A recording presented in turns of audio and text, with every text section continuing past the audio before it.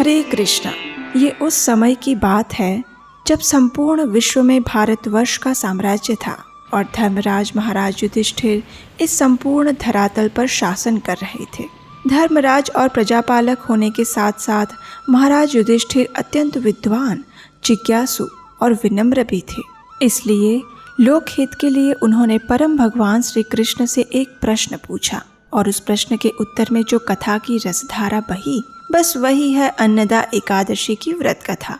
लेकिन इस कथा का प्रारंभ करने से पूर्व हम आपको बता दें कि इस अन्नदा एकादशी व्रत कथा का वर्णन ब्रह्म वैवर्त पुराण में आता है। तो आज इस अन्नदा एकादशी व्रत कथा वीडियो में हम आपको इस व्रत की कथा के साथ व्रत पालन की विधि भी बताएंगे। तो इस यात्रा में अंत तक हमारे साथ बने रहिएगा। तो चलिए प्रारंभ करते हैं अन्नदा एकादशी व्रत कथा की इस यात्रा को। एक समय महाराज युधिष्ठिर ने भगवान श्री कृष्ण से पूछा, हे जनार्दन, समस्त जीवात्माओं के संरक्षक, कृपया आप मुझे भाद्रपद के कृष्ण पक्ष में आने वाली एकादशी के विषय में बताएं।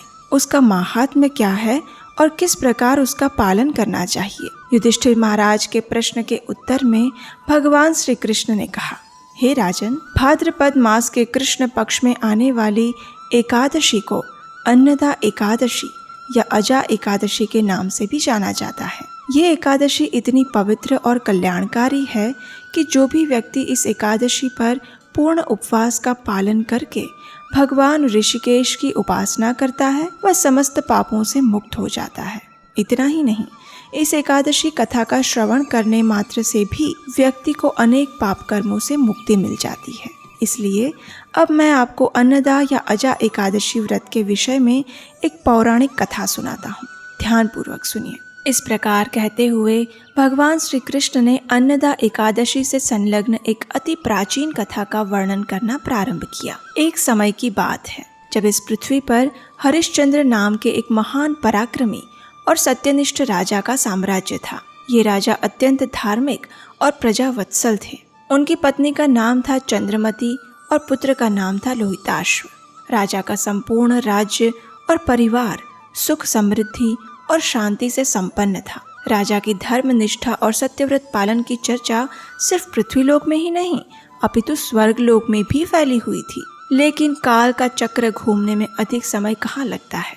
जैसे भगवत गीता में 11वें अध्याय के 32वें श्लोक में भगवान श्री कृष्ण अर्जुन से कहते हैं ना कि कालो अस्मि लोकक्षय कृत प्रवृद्ध, तो उसी प्रकार काल का चक्र ऐसे घूमा कि राजा हरिश्चंद्र के जीवन में अकल्पनीय परिवर्तन आ गया। उन्हें अपने राज्य से विलग होना पड़ा और इतना ही नहीं, उनकी सत्य निष्ठा की परीक्षा हेतु उन्हें अपनी पत्नी और संतान को भी बेचना पड़ा। कहते हैं ना कि काल और कर्म किसी के भी ऊपर दया नहीं दिखाते, वे अटल होते हैं। तो बस इसी नियम के अनुसार एक समय के महान राजा हरिश्चंद्र को स्मशान के संरक्षक एक म्लेच्छ का दास बनना पड़ा। इस म्लेच्छ ने अपने सेवक बने राजा को मृत शरीरों के ऊपर से कपड़े एकत्रित करने का कार्य सौंपा था। इतना अधम कार्य करने के बाद भी राजा ने अपने चरित्र और सत्य निष्ठा को यथावत बनाए रखा। यही तो प्रतिभा होती है एक धर्मनिष्ठ व्यक्ति की। तो इस प्रकार राजा हरिश्चंद्र ने अपने जीवन के अनेक वर्ष व्यतीत कर दिए। एक दिन अत्यंत दुखी अवस्था में राजा मन में ही विचार करने लगे, हे प्रभु, मेरी इस निस्सहाय अवस्था में कृपया मेरी सहायता करें। किस प्रकार मैं इस स्थिति से मुक्त हो सकता हूँ? कृपया मुझे कोई मार्ग दिखाएं प्रभु। जब राजा इस प्रकार शोकमग्न अवस्था में विलाप कर रहे थे, उसी समय महान और तेजस्वी ऋषि गौतम वहां से जा रहे थे। उन्हें देखते ही राजा के मुख पर प्रसन्नता और आशा की रेखाएं प्रतिबिंबित हो उठी। उन्होंने सोचा कि निश्चय ही भगवान ने ब्राह्मणों की रचना अन्यों की सहायता हेतु ही की है। इस प्रकार विचार करते हुए राजा हरिश्चंद्र गौतम ऋषि के पास गए। उन्होंने उन्हें विनम्रता पूर्वक प्रणाम किया और ऋषि का यथोचित सत्कार किया। ऋषि गौतम ने राजा को आशीर्वाद देते हुए उनकी वर्तमान समस्या के विषय में पूछा। राजा ने अपना सारा वृत्तांत कह सुनाया।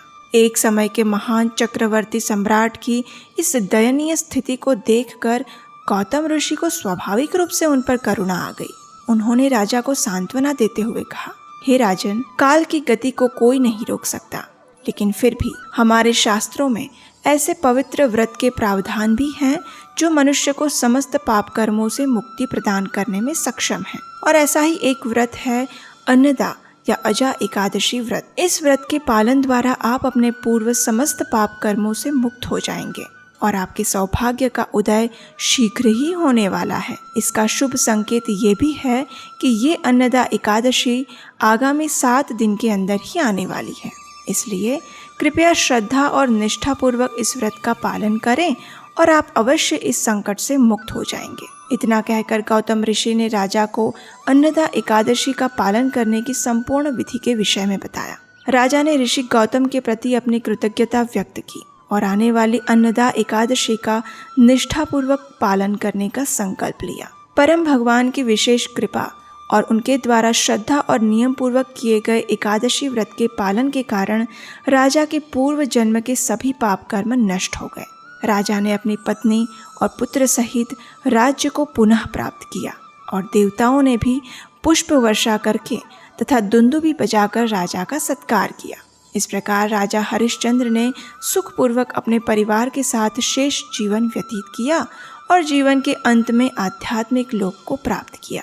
कथा का समापन करते हुए भगवान श्री कृष्ण ने युधिष्ठिर महाराज से कहा, हे नृपश्रेष्ठ, अन्नदा या अजा एकादशी के पालन से व्यक्ति निसंदेह अपने पूर्व पाप कर्मों से मुक्त होकर आध्यात्मिक लोक को प्राप्त करता है। और जो व्यक्ति इस कथा श्रवण या अध्ययन भी करता है उसे अश्वमेध यज्ञ का फल प्राप्त होता है। चलिए अब हम आपको बताते हैं कि अन्नदा एकादशी व्रत का पालन करने की विधि क्या है। जो भी व्यक्ति इस एकादशी का पालन करना चाहता है उसे सर्वप्रथम एकादशी के दिन प्रातः ब्रह्म मुहूर्त में उठ जाना चाहिए। अन्नदा एकादशी के दिन ब्रह्म मुहूर्त का समय है प्रातः 4:28। उठने के बाद स्नान इत्यादि दैनिक कार्यों से स्वयं को स्वच्छ कर लें और अपने घर में या मंदिर में भगवान की मंगला आरती करें। यदि ये संभव ना हो तो आप ऑनलाइन इस्कॉन वृंदावन या मायापुर से लाइव मंगला आरती का दर्शन भी कर सकते हैं। इसके पश्चात हाथ में गंगाजल लेकर भगवान के समक्ष एकादशी व्रत का संकल्प लेते हुए इस मंत्र का उच्चारण करें। एकादश्याम निराहारः स्थित्वा अहम परे हनि भोक्ष्यामि पुंडरीकाक्ष शरणं मे भवाच्युत। इसका अर्थ है एकादशी के दिन मैं भोजन से विरत रहूंगा और अगले दिन ही अन्न ग्रहण करूंगा। हे पुंडरीकाक्ष, हे अच्युत, कृपया मुझे अपनी शरण में लीजिए। इस प्रकार एकादशी व्रत का संकल्प लेकर अब आप तुलसी पूजन करें। तुलसी देवी को किसी उच्च आसन पर स्थापित करके उन्हें जल प्रदान करें और उनकी कम से कम 3 बार प्रदक्षिणा करें। अनेक बार लोग इस बात को लेकर संशय करते हैं कि एकादशी के दिन तुलसी देवी को जल अर्पण नहीं करना चाहिए, लेकिन शास्त्रों के अनुसार ऐसा कोई प्रावधान नहीं है। एकादशी के दिन तुलसी देवी को जल अवश्य अर्पण किया जा सकता है। तत्पश्चात आप तुलसी देवी के समक्ष बैठकर भगवान के पवित्र नाम हरे कृष्ण कृष्ण कृष्ण हरे हरे, हरे राम राम राम हरे हरे, इस महामंत्र का अधिक से अधिक जाप करें। संपूर्ण दिन के दौरान आप अपने शारीरिक क्षमता अनुसार निर्जल जल के साथ, फल और दूध के साथ या फिर इन सबके उपरांत एकादशी प्रसाद के साथ उपवास का पालन करें, लेकिन किसी भी स्थिति में गेहूं, चावल, दाल, फलियां इत्यादि अन्न भोजन ग्रहण कदापि ना करें। संध्या के समय भगवान श्री कृष्ण के समक्ष और तुलसी देवी के समक्ष घी का दीपक जलाएं और उनके समक्ष बैठकर हरे कृष्ण महामंत्र का कीर्तन करें। एकादशी के दिन आप अपने घर के आसपास किसी मंदिर में या सुयोग्य वैष्णव को दान भी अवश्य दें। दान देने से अर्जित लक्ष्मी का शुद्धिकरण भी होता है और सनातन संस्कृति का संरक्षण भी। दूसरे दिन द्वादशी पर पुनः ब्रह्म मुहूर्त में उठकर स्नान इत्यादि से स्वच्छ होकर भगवान के समक्ष जाएं और इस मंत्र का उच्चारण करें। अज्ञानतिमिरन्धस्य व्रतेनानेन केशव प्रसीद सुमुखो भूत्वा ज्ञानदृष्टिप्रदो भव। अर्थात मैं अज्ञानता के अंधकार में हूँ।